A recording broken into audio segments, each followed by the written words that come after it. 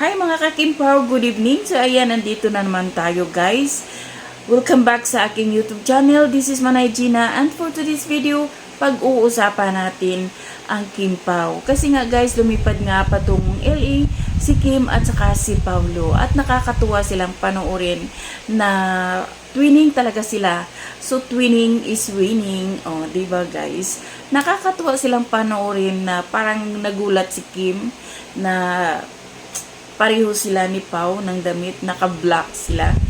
Nakakatuwa silang panoorin at the same time, ang cute nilang panoorin. Kasi, di ba no, bagay talaga sila. At alam natin guys na another pakilig na naman ang gagawin nila sa LA.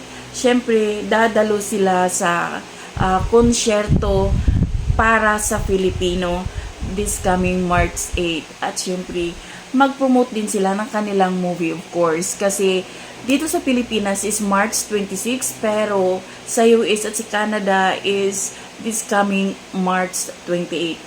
So, abangan na lang natin. At alam kong marami talaga ang nag-aabang sa kanila no pagdating nila sa US. Kasi nga, syempre alam naman natin na kahit saan sila magpunta, saang country man sila umabot, ang dami talagang Kimpaw. Pero guys, ang tanong ng mga netizen, kung iisang hotel lang ba si Kim at saka si Paulo pagdating sa LA? Siguro, yes, iisang hotel sila.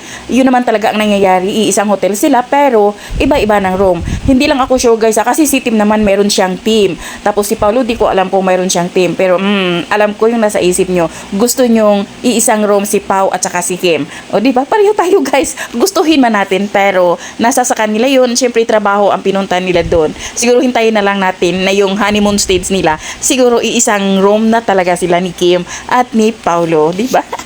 Ay, kinilig na naman tayo guys. Kinikilig tayo sa love life ng iba. Charis! Siyempre, abangan natin yung kanilang movie na ipapalabas na this coming March 26. So, yun lang guys. Thank you for watching at patuloy tayong kiligin sa Kimpaw. So, yun lang guys. Thank you for watching. Bye. God bless everyone.